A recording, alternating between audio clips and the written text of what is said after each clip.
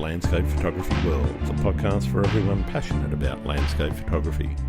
I'm Grant Swinburne and I'll be your host on this show, talking to landscape photographers about their motivations, likes and dislikes. Judit Prat Martí has always loved taking pictures. Originally from outside Barcelona, Judit started taking classes at Richard Stromberg's Chicago Photography Classes School, while a postdoctoral fellow at the Astronomy and Astrophysics department at the University of Chicago.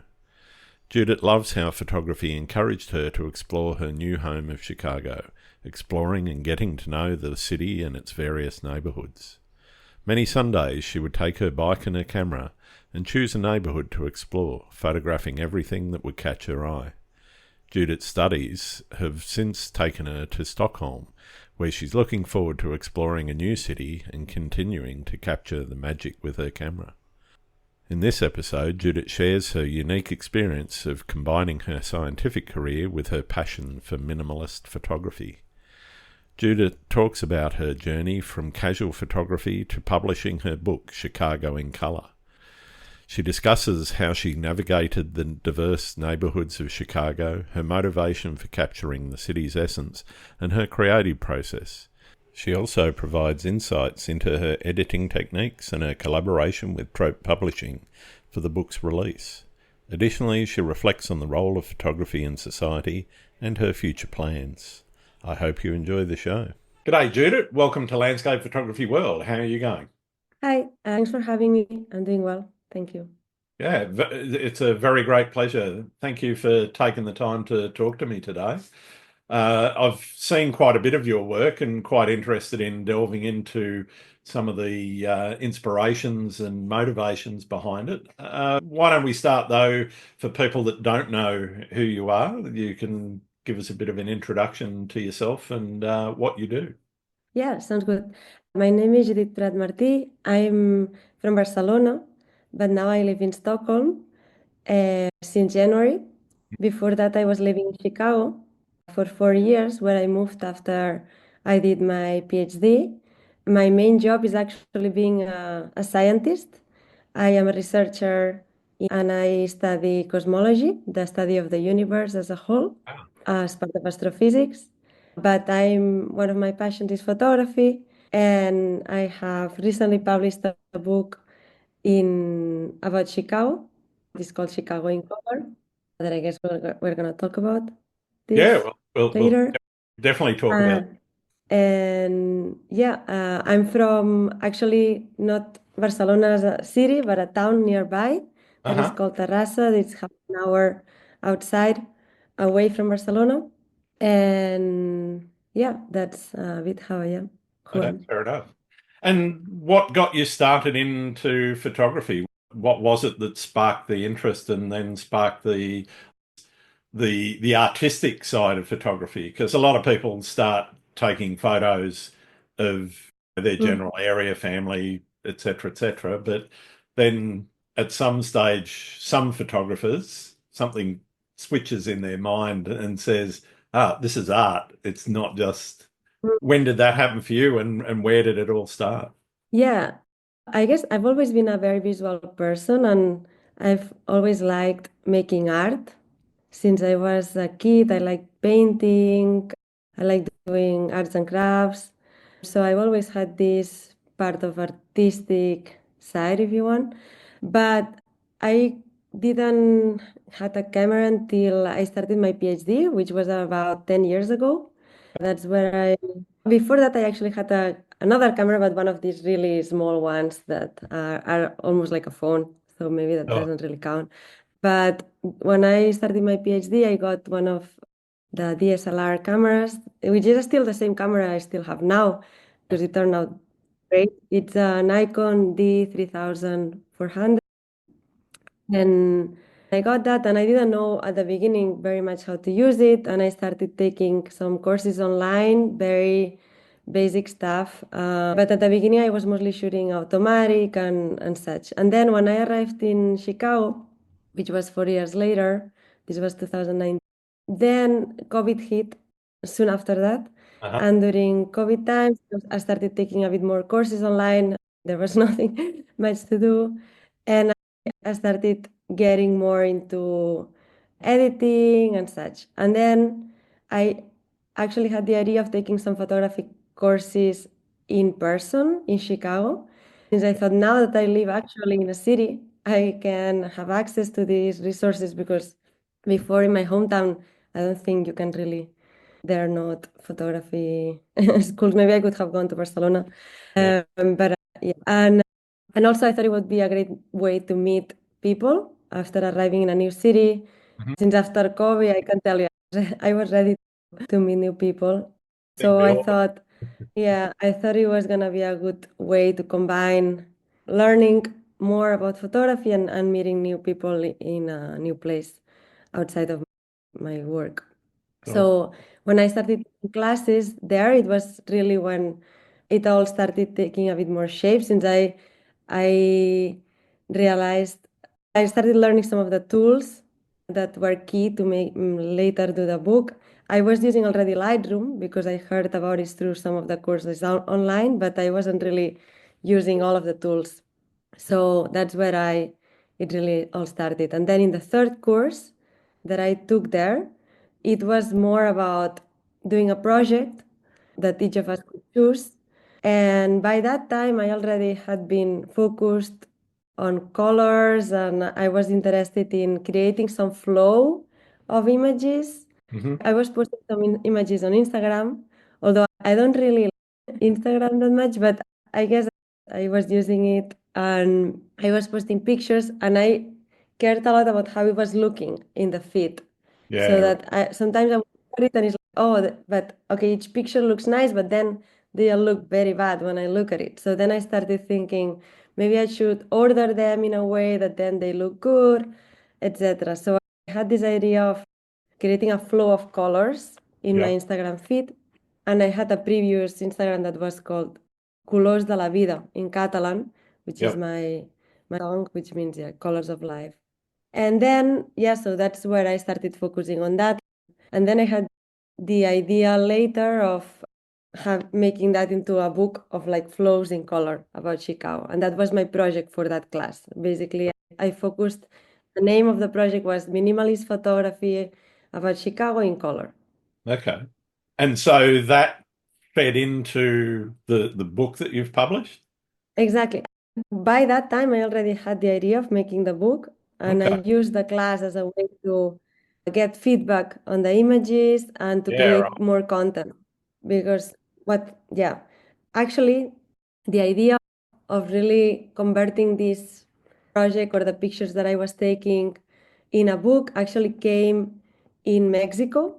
I was there during right after things started opening up during the pandemic because my parents wanted to come to visit me in Chicago since they hadn't been. And at that time, there was a travel ban between Europe and the US. And it's very stupid, but you could enter the US if you were in Mexico for 2 weeks. So that's what exactly. So that's what my parents did. And I went with them to Mexico for 2 weeks. So we were traveling a bit there. And we went to Oaxaca, which is one town where one of my friends actually was living there at the moment. And she was doing internship in some arts place. And I visited her there. And then there they had a book, which is called Tejiendo Imágenes by Ana Fuentes, in which I saw there pictures that resembled mine a lot. And it was also minimalist style, and it had this flow of color. And I thought, wow, if this book exists about Mexico, the pictures there were mostly about Oaxaca. I thought maybe I can, if this book exists here, maybe I can make one about Chicago. And that's when it clicked on for me that maybe this was possible. Nice. And I'm interested in why minimalism. What is it about the minimalist style that sort of took your fancy? Yeah, I guess I like simple things. I don't like, it just seems more pleasant to my eye. I find it more beautiful. So it's definitely just for the aesthetic. I really like how they look, the pictures that are minimal in general. No, totally fine. Yeah. Yeah. Yeah, I think I don't like overly crowded compositions, or some of them might look good, but I guess you have to be really good at it then to create a good composition that is I crowded. think you've got to be pretty good to get minimal at too, because it's one thing that I learned very early in my photography career, back when I was in school. One of the teachers actually said, good photography is as much about what you leave out of the image as what you actually include in the image. Yeah, I never thought about that. It's difficult for some people. I always thought it was way easier to do minimalist photography, but I guess that's why, because it comes natural to me in Yeah. this case. Yeah. I guess that's the thing. If it comes naturally, then it makes a lot more sense. So, what do you think are your main influences? What artists or what photographers out there have actually influenced that work? Obviously, the book you saw in Mexico. Yes, I have to say I didn't have a lot of reference photographers. Like when I was, when I had the idea of the book, I was barely starting. I Oh, had been taking pictures in Chicago for 2 years at that point, but really learning as part of the classes and such. So sure. I was not, I didn't have any photography book in my house, or generally. Also, my parents are not really into modern art. Yeah. Like they are very active. They love hiking, visiting cities, things like this. But when it's like, oh, let's go into a museum, they're like, oh no, it's boring. Growing up, I really didn't actually get exposed to much of arts or Okay. museums. So I actually started going to museums in Chicago. One of my friends there was really much into doing that, and I started going, and I really liked it. So since then, I've actually been to many museums, but Chicago's got it's some been great more fun. museums Yeah, for exactly. Exactly. But this has been more recent. So yeah, I would say really my main inspiration was that book. yeah. Um, Okay. Cool. in that more also, I was already creating content that resembled that, so it was not even so much about the content that inspired me. It was more about the possibility that it could be done, that Yeah. like Yeah. if pictures could exist in Yeah. another Okay. form. And I guess one of the things around that process, are you intentionally going, as part of the course you were doing, were you intentionally going out once you had the concept of the book in your mind, in taking those sorts of images that you knew was going to build up into that, or was it the other way around? The images that you were taking as part of the course drove then the direction that the book went.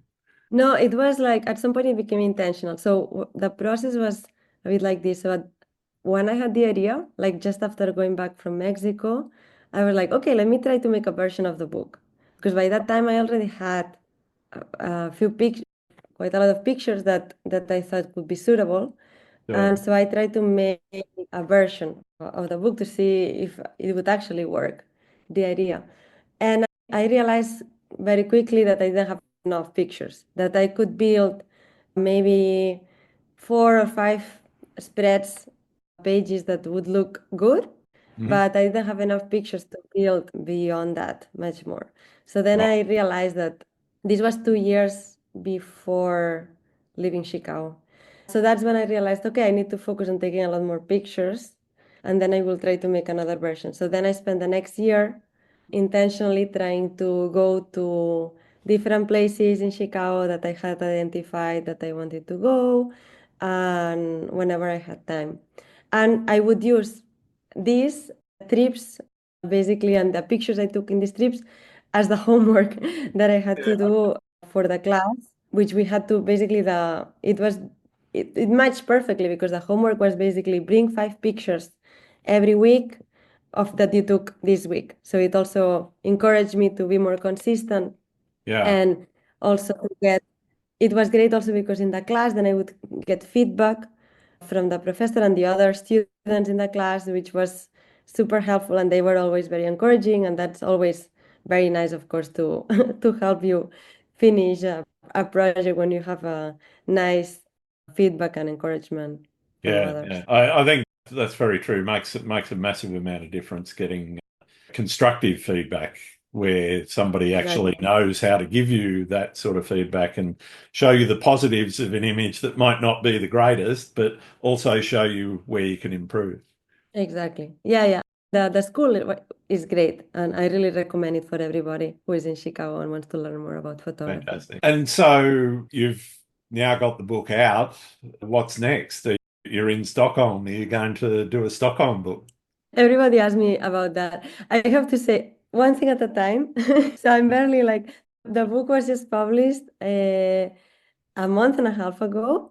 I was in Chicago actually last month for, yeah, to do some events of the book, and it was really fun. But at the end, the problem is that my main job is actually not being a photographer, but being a scientist. Yeah. So I do need to with my work, and this also takes a lot of time. So I have to balance a bit of that. Having said that, I have enough pictures of a stock. Like I have been taking pictures here as well because it's fun, right? I started doing this because I have a lot of fun taking pictures, and at the end, it's a great way to explore a new city, and I would do that anyway. So I always bring my camera along. So I actually have a lot of material. The only problem is that I still have a lot of editing. It's very easy for me to go shooting because it very much complements my work, right? Because I'm with my computer all day. So it's very easy after work to say, look, I'm just gonna walk around, take pictures. That's easy. But after work, I'm not gonna be like, oh, let me get into my computer again and edit a ton of pictures. That's not gonna happen. So then that's always my bottleneck, that I always have a lot of pictures and I'm lacking time to edit. So right now I have, I would say, 2,000 pictures of Stockholm already. Probably half of them edited and half of them Okay. are still to That's not go. too bad. But You're not straight back in and pull the card out of the camera and get into editing straight away. sorry, I I said didn't when understand. you come back from shooting your images, you're not straight into Yeah. editing straight away when you come home. You just leave them for a while. Exactly. I try just yeah, during the weekday, no. I usually try to dedicate 1 or 2 hours every Sunday to do that. I like going to a coffee shop, actually. I had one in Chicago, which I really loved, Jackalope Coffee and Tea in Bridgeport, which was Yep. really nice. I loved going there and just editing a while. And here I found another one that I also really like. Nice. And so that's what I do. And but of course, many Sundays then other things comes up, or maybe you go hiking, or you have friends visiting, and then yeah, difficult. I'm sorry. No, I was just gonna say that if the opportunity would come up to publish another book, I would definitely be up for it. Yeah. I was going to ask you, you mentioned there getting that balance right. How do you go about it? Are you structured in trying to, you mentioned setting aside some time on a Sunday for editing. What about the shooting and work as well? Because obviously being a scientist, work will not be a 9 to 5 job all the time. There's going to be things that you can't do during the day that you're going to have to work as an evening. So how do you find time for the photography, and how does it fit within your life? I'm a very morning person, so actually after dinner I cannot do anything. After dinner Spanish time, so I usually have Right, yeah. So about dinner. 9, 10 p.m. Exactly. Exactly. But usually I actually like to keep my job as a scientist to have some schedule, because I think that is very helpful for my life. It's definitely very flexible, the work hours, but I think it's easier for me to try to think about it as a job that has 9 to 5. Of course, it's not always every day like this. Some day I will arrive to work some days before, some days I will stay a bit later, etc. But I do try to keep some structure to it. I think it's helpful to keep some work-life balance. But mostly about finding the time, I think I just do that in my free time. So I just treat my job as a my normal job. I just to try to keep work the hours I have to work. And then the rest, whenever I have time, I do it at my own pace. So that's been the key, that I haven't really had to struggle a lot to do it. It's been more natural. Like these are things I already wanted to do, to explore some of the neighborhoods in Chicago, to learn about photography. So it was not really a big of an extra effort. So I think that was. Yeah, fair enough. And do you use a scientific method in your photography? So are you thinking about any sort of experimentation or using different techniques and recording what you're doing, which is obviously a big part of the scientific method? It's not an experiment unless you write it down. You're doing that with your photography, or is it completely just out there doing things freestyle? Yeah. That's a very interesting question. I actually, yeah, not at all. I don't apply any scientific method to this. I think, which is actually is very nice also, because then it's a break from my work. Well, that's why I was wondering, is it all science or is it? No, no. Exactly. No, I'm driven basically for how I feel, like which places I want to go. It has to be fun, right? Otherwise, you're not gonna do it. And then, yeah, so I just edit things in a way that look good. More like trial and error. I very much like to try new things. That's always been a part of, yeah, how I tend to approach things. And so this is something I do. Sometimes I'm a bit like, oh, let me try that, or let me try that. And sometimes you get something that looks nice, but not necessarily in a systematic way. Yeah, okay. Interesting.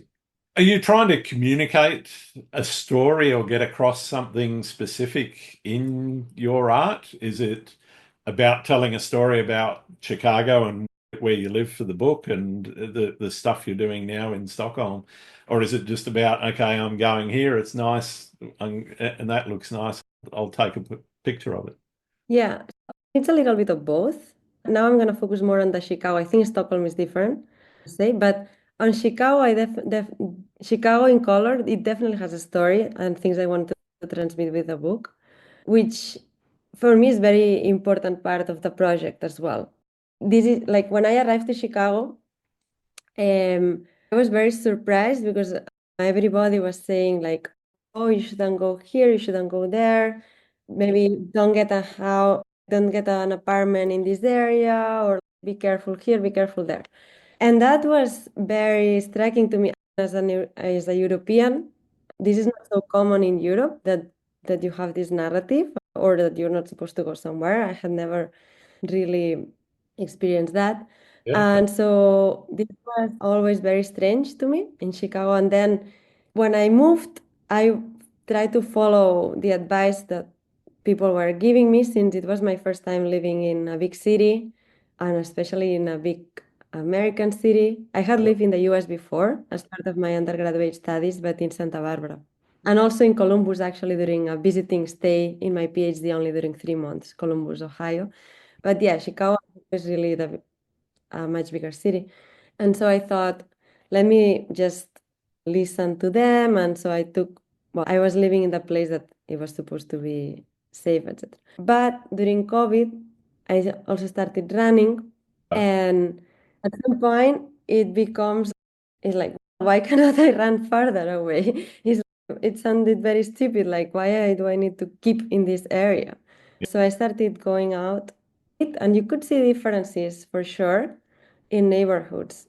But you also, and at the beginning it's scary, I think also because of all this narrative that people had given me. But after you keep trying, and once a place becomes familiar to you, it stops being scary. And that it was very exaggerated, the narratives that I had heard, at least in the experience I had later, it was as safe as the other places I had seen in the city. It's only that these neighborhoods that I had been told that you were not supposed to go, they were generally Black or Latino. So you could feel that maybe you don't belong, or like that you are different, right? You notice that, but not necessarily that it was unsafe. And actually, yeah, so this was something that really was very present all the time that I lived in Chicago. Basically, the segregation of Chicago. And I really didn't like it. Every time you had to make a choice of where to go in the city. For me, that meant you would choose which kind of people you were going to meet. If you were saying, let's go to this bar, if you Yep. choose a bar in a white neighborhood, you are going to find white people. If you choose a bar in a black neighborhood, you're going to find black people. So all these choices were really, they were very present to me all the time I was living in Chicago. And I really didn't like the segregation. And I really didn't like also these narratives of don't go here, don't go there, because I Yeah. thought these neighborhoods were great. There was a lot of nice things about them. So with this book, what I wanted to do is to make a point of showcasing some of these neighborhoods that you're not supposed to go, and really show that there are very nice things and they can be beautiful, and encourage maybe a sense of an invitation to maybe go there, like Mm. for people who would not think about going there in the first place. And just so in some senses, it could bring Chicago closer together and to encourage people talking to each other in this way. Yeah. Yeah, I think that I really find that fascinating. We have neighbourhoods here in Sydney, in Australia, that have bad reputations or have had bad reputations in the past, and so I understand some of the sentiment, and it is largely, I think, based on bias and not understanding the cultural differences in those communities that might be slightly different, but on the whole, everyone's a person, and those communities are not actually threatening. And most of the people in there, there's criminals of all stripes in various parts of any city. You steer clear of those sorts of people, but you find in general the population is quite friendly because they're just people. Exactly. So yeah, I really wish that with this book, people that come to Chicago, but especially people that live in Chicago or that are from Chicago, that maybe have never been in the South Side Yeah, or of the neighborhoods, that they think, okay, maybe I could go there and check out some of the places that appear in the book if yeah, they're curious nice. about them, see Yeah. them in reality. I think that if there was only one person that would do that, the book would already be worth it for me. Oh, that's fantastic. Is there a favorite place in Chicago that you've got that you would like to go back to? I mean many places, of course, but I don't know, like in terms of neighborhoods or like coffee Yeah, shops or bars, like yeah, in terms of photography more than photography. Yeah, I don't know. Like I think what I like about the type of photography that I do is that it is not really based on a specific place, yeah, but rather everywhere I can go, I will find nice things to photograph, right? Because there are, it's just more of the details or just finding a nice wall or finding some interesting gas meter or just some, yeah, so it's really not based on having a flashy thing. Although some of the pictures do highlighting some of the nice yeah, some buildings in specific. Chicago. Exactly. That is definitely part of the book. But I would say that anywhere else, I find Chicago in general very photogenic. I really like the industrial vibe. Yeah. So I think everywhere you could leave me anywhere in Chicago Yeah, for half an hour and I can get back to you with 10 pictures that could go in the book and we could extend it. that's fantastic. Have you got a particularly memorable experience while you were out shooting that you'd like to tell me about? One fun thing maybe is that happened to me a few times is that you are shooting and then people that are driving by or something, they would stop and say, imagine I'm shooting across the street and they stop in the middle and they're like basically posing for the picture or just smiling or laughing. So this has happened numerous times, which I always enjoy. Yeah. I'm not sure about like particularly, yeah, like also in the CDA, I shoot a lot also on the CDA, which is the public transit of Chicago. And there Yeah. also many people sometimes have talked to me, but always from a very nice way that they were coming from. It's also that's one of the things that I really enjoyed about Chicago, actually, that People are super open and also very kind. I think the Midwest nice thing, I don't know if you've heard about this expression, that I think is real. I think it's a real thing. And so in generally, I only had very good experiences with people in Chicago. And that really is also part of what drove me to then make this book in a way also to somehow give back to the city, because I really had a good experience living there. Yeah. And I think I grew a lot also as a person, being exposed to so many diversity and different cultures, which I hadn't really been exposed before. So that was really great. Yeah, Yeah. I was going to ask actually, what did you learn out of the project?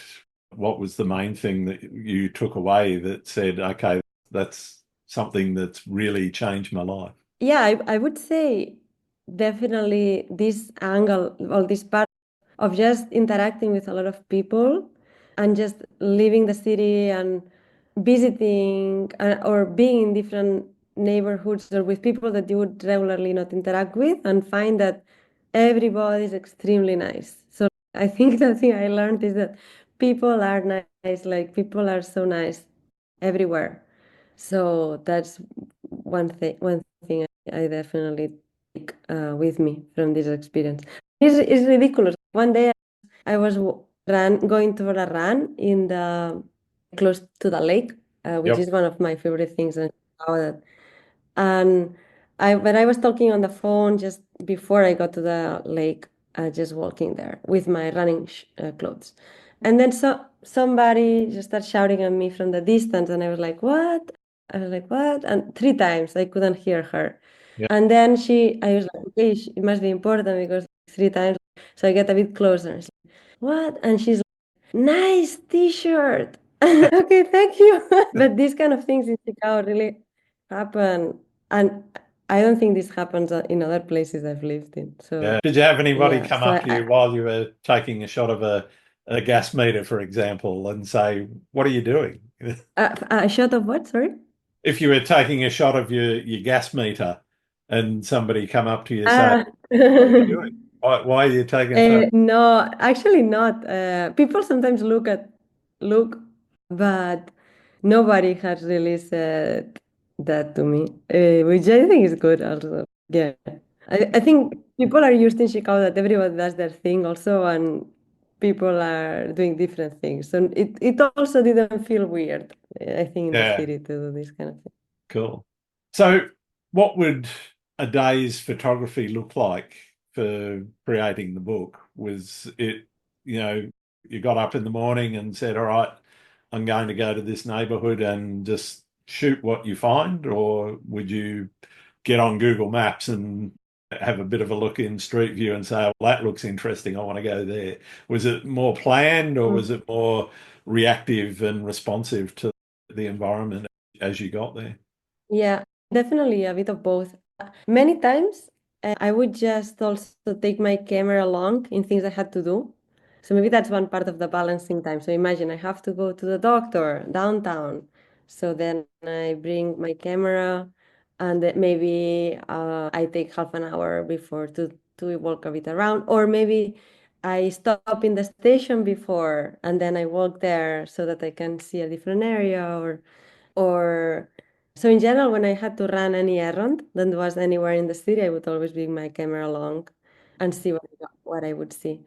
But then other times, especially more like Sundays, when I had the time, if I had a full day free, it was nice weather, then I would maybe decide to go to more of a dedicated place that I had in mind, like a different neighborhood, maybe that was a bit farther away, that it was not so easy for me to get naturally. And then I would just typically I would identify a couple of places on Google Maps that I thought looked interesting as a goal to get there or to have a direction at least. And then, but along the way, then oftentimes you would end up seeing many things. And then I would just stop whenever I found interesting. Although I would usually bike in these cases, and it's also very annoying to stop all the time biking. So I Sometimes you see something and come back in and then you're lazy to stop. So that also has happened to me.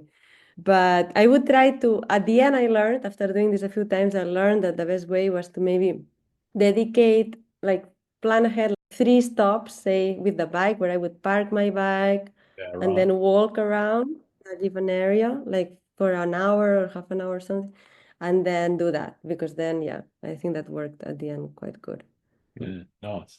Have you ever come across creative blocks or creative challenges where it's just not working for you and you've just had to put photography aside and do something else? Really as a block of creativity, but more, for instance, that you get tired of it. For instance, I can only edit for so long at a time. Sure, sure. Shooting, I find it very relaxing because you are just walking, you're outside. It is very nice, right? But editing when you're in the computer and you're focused, I love it. I love to edit, but Yep. I realize with the time that I can only do it for 1 hour or 1 hour and a half in a way, and then I need to take a break. Yeah, yeah. Uh, I'm a bit the same. I can only edit probably the most, unless I'm really excited about a project, is about 3 images in a day. If I do more than oh that, it wow. starts to get too long. I'm only spending, say, 15, 20 minutes with a workflow that I've decided this is how I'm going to present my work. But I'm interested in how many would you do a day, one or two or more? No, I think my process is very different in that sense that I think because of the minimalist aspect, it's easier to edit some of the pictures. Like how I would do it is I would say I shoot a lot of pictures. Really, I don't restrain myself, and Yep. then I do a first selection on the camera itself, which I know is not. You're not supposed to do that to delete Yeah. photographs in the camera. They told me about this in the class. But to me, I have to say it works well because you are already not in the computer. So it's one thing I save of time in the computer, which is then Yep. where my limitation is. So I can do that on the train or I can do that somewhere else. So that's already a lot of time to do this first selection in the camera and I go very fast. If I like it, I keep it. If I don't, I delete it immediately. Yeah. Okay. So imagine I shoot 1,000 pictures.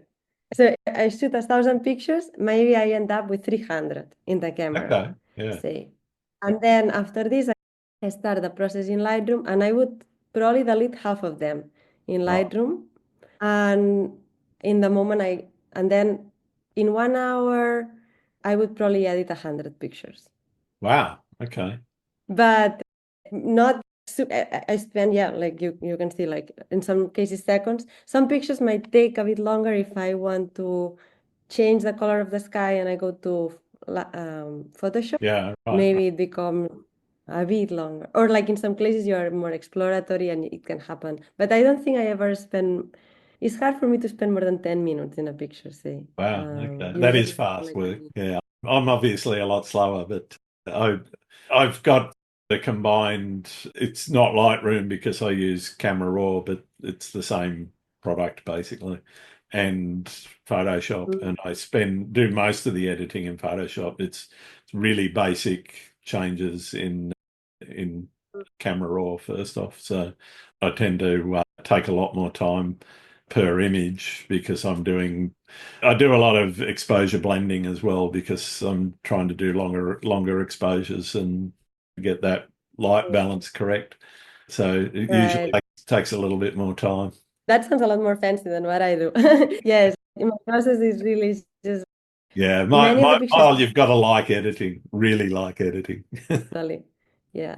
Yeah. No, in my case, I only do auto settings to start with, and then I adjust, and then I go more into changing the color, or maybe there's the cropping is very key part Yeah, of the pictures that I take. So most of the time is spent on the cropping, I would say. And then you sometimes I change a bit some of cool. the color scheme. Yeah. So, how did you come about working with Trope and the publishers of the book? How did that come about? Yeah. So I told you that at the beginning I tried to make a version of the book. but I didn't have enough pictures, so I spent a year collecting more pictures. And then once after that year, I tried to make another version of the book. And at that time, I realized that I had, it worked. So that time I had enough pictures and I could make a version that I was happy with of the book. Then once I had that, so I made a PDF with kind of the layout of the book and such. And once I had that, I sent it to all the publishers in Chicago that seemed suitable, that were not about kitchen books or children's books or something. Like I saw a website online that had a collection of all the publishers, and Yeah. I went one by one trying to see if it would suit the topic. So for the ones that did, that were about 20 publishers, I sent all of them the project idea with the layout, and then some of them answered, most of them didn't answer. Yeah. Some of them answered, I wanted to hear a bit more, but then said no. And then at the end, Trope replied me, actually one of the later ones, saying, "Are you still interested?"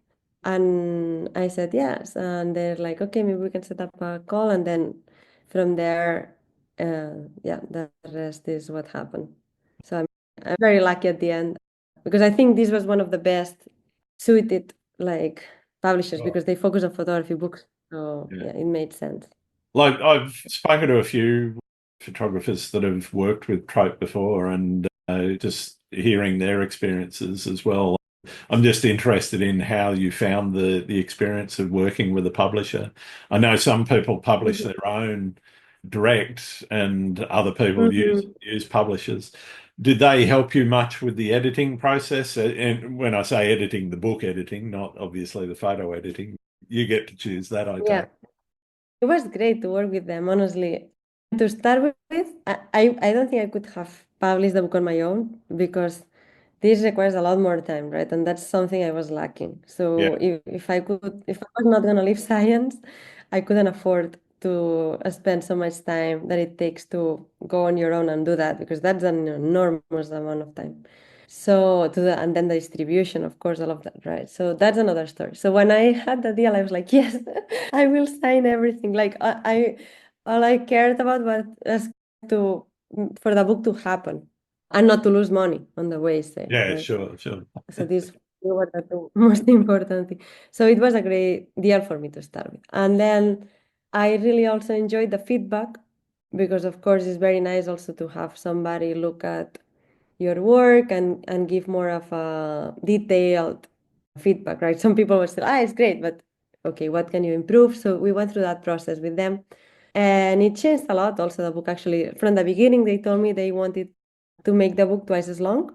Okay, wow. So exactly. So they were like, "Do you have more pictures?" And I was like, "Yes, I have more pictures." Like, how many more? I was like, "A lot more, but I don't know if they could fit." But they told me about this. I knew about this 3 months before I left Chicago. And then during those 3 months, I was taking pictures like crazy. So I took a lot more pictures also.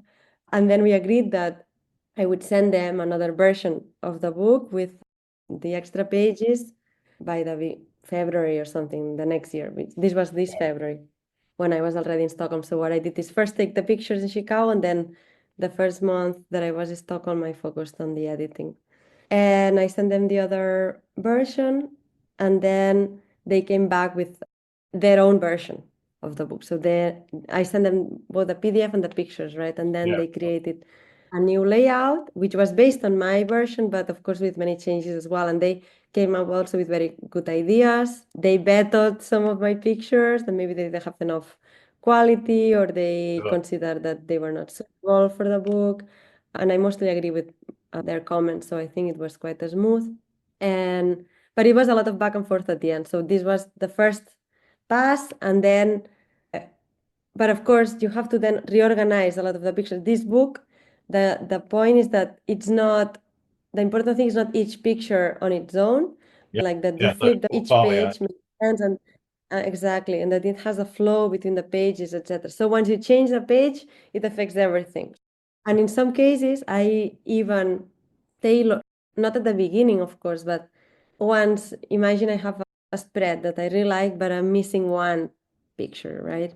Like some cases, I would actually go try to take a picture that Wow. fit or edit it in a specific way that if I have a spread of yellow and maybe I can try to edit one picture to look like that. And so once they moved everything around, then we had to start that process also a bit from scratch. So then it took a couple of months to iterate back and forth. And I re-edited a few of the pictures, blah, blah, blah, blah. So it was maybe 10 iterations at the end of back and forth. But at the end, we converged on this version, which I'm very happy with. Yeah, fantastic. Where do you see photography in society? What do you think its place in society is? In this age that we are living, where every time more and more we are just nonstop doing things, and there are tech tools that help us to do everything. Like we have artificial intelligence now. Like thinking is becoming less part of what we do, or like appreciation, just stopping, being still.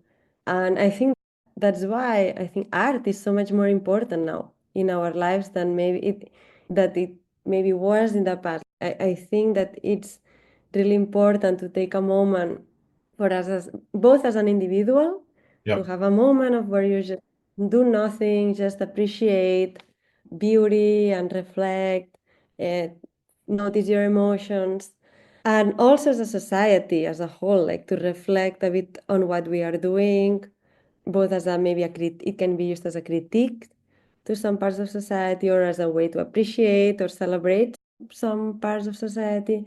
So I think that the role of photography can only become more important in the future, and it should at least. I think it can have a lot of benefits, both on individual and society level. So I think it's super important. Yeah, I totally agree. What do you see as the biggest challenge facing photographers right now? I am a recent, I'm a recent, let's say, how do you say? I know I cannot think of the word official photographer. No, that's not the word, but like that you get paid for being a Ah, professional photographer. yeah. So I'm still getting new to this world. So probably a lot more people know a lot more than I do. Mhm. But at least from my experience, what is going is what I'm realizing is that it's very hard to live of photography. So if I would not, I don't know if this gets better in the future, but so far, this book, I'm not gonna make any money out of it. Even though you could say, oh, great, this seems like a great accomplishment, you published the book on your own, etc. From what I understood, if I make $1,000 out of this book, it will already be a success. Yep. So what I'm thinking is like, and I don't know yet, of course, because this is at the beginning, and I think it's a bit Early. uncertain. If I was not had another job, this would not be sustainable. So that I find a bit sad. But yeah, I mean, for me, since the goal of this book was just to have fun with it and was just to celebrate Chicago and the time I had there and share this perspective of Chicago that I had with the rest of the world, for me, that was enough motivation to do it. So I was not doing it for the money. But definitely, if in the future I wanted to become just a photography, I don't know how I would do it. So I think that's one of the challenges that I see difficult to get money. Definitely. What's your favorite thing about being a photographer? It's really fun. I think that's my that I enjoy doing it. I think that's my favorite thing. But yeah, like I really like also that it, but maybe I can explain a bit more why it's fun. So what to me, what it brings is that every trip I make in my day-to-day life, then it becomes an adventure, right? Because it's not only like I said before, oh, I'm going to the doctor. Oh, but now it becomes like I have an excuse to go to this place and bring my camera along and maybe get great shoots out of it. Or say, I'm going into this hike. Oh, but it's not only the hike, then I can look places or take pictures, great pictures there. So everything has an added value once you do photography. And also it makes you look around the world with different eyes and paying more attention to your surroundings, which again is related to what I was saying before, that this is so much lacking in our society, to Yeah, just look around, just pay attention, appreciate what we have. And that's one of the things I really like. It makes everything then so much better. It propagates. What's your least favorite thing about being a photographer? That's his favorite. I hadn't thought about that one. That it takes time, and there are so many nice things to do in the world that I'm lacking time. So that's maybe the thing, that I always want more time to do more things. Yeah, I think we'd all like that. Yeah. What's the best and or worst piece of advice anyone has given you? Oh wow, that's a hard question. Deep questions here. I, in general, have very bad memory, I have to say, so I don't know that I remember all the advice I've been given in my life.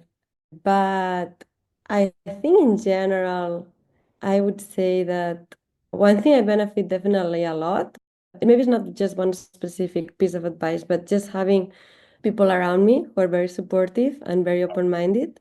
And they always encouraged different perspectives in the world, and they always saw value in exploring, and then I think that propagated into how I am and really encouraged me to also have this perspective about the world. Sure. Um, so I think very grateful for having, yeah, these great people, family and friends in my life. And in terms of advice that I've given, again, I have very bad memory, so I don't know. I cannot pinpoint it to one specific case. But I don't know, as a scientist, we also mentor students sometimes or supervise the students. And that's one of the parts of the job that I found most rewarding as well. And I always try to give a good example and try to tell people that, because in science it's very common that people are very stressed about not working enough, or like how to find the next job, because often we have temporary jobs.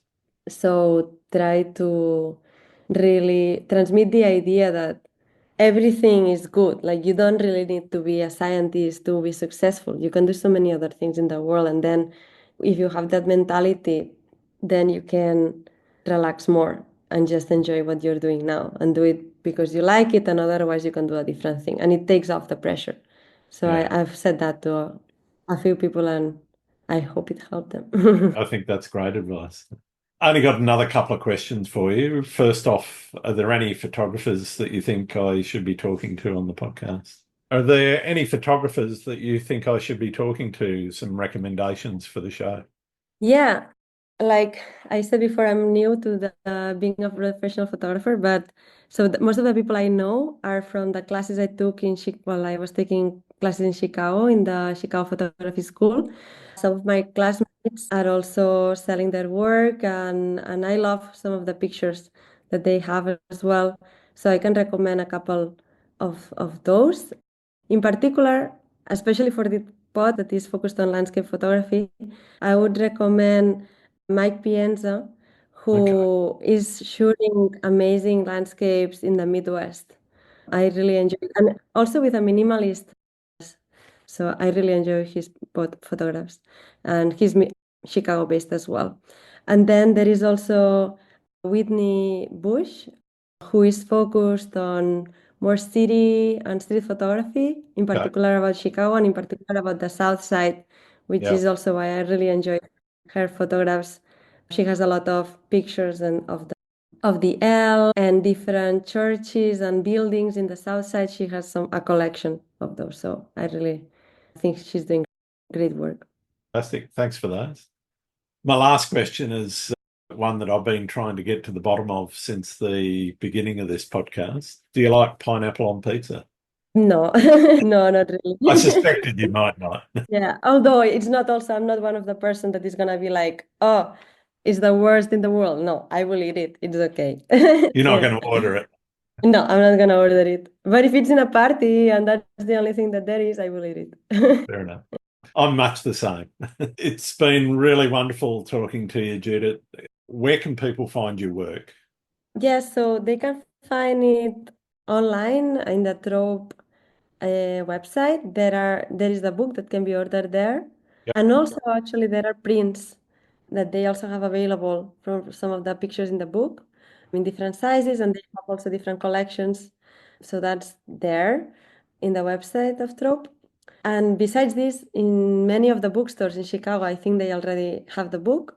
Okay. And in particular, it is there in the Art Institute of Chicago, on the museum shop, and also in the Museum of Contemporary Art in Chicago. It's there. So yeah, but in general, they told me that you can order it in any bookstore around the world. So you can just, it's in the system. So you can just go. It's not gonna be there if you order it in Australia. It's not gonna be on the bookstore directly, but you can order it. That's fine. And what about Instagram or other social media? Have you post much work there? I try. I'm not super consistent, but I do try to put things. I have one account that is called Chicago Colors Project. That is the one that is related to the book. And yeah, I try to put pictures of the book along with the locations of the pictures, which are also, by the way, on the book at the end, which was another story. It was also a lot of work to collect all the locations. So I'm proud of that. Yeah. All right. Fantastic. Thank you very much, Judith. It's been wonderful getting to know you. Thank you. Thank you so much. It was very fun. I enjoyed the conversation a lot.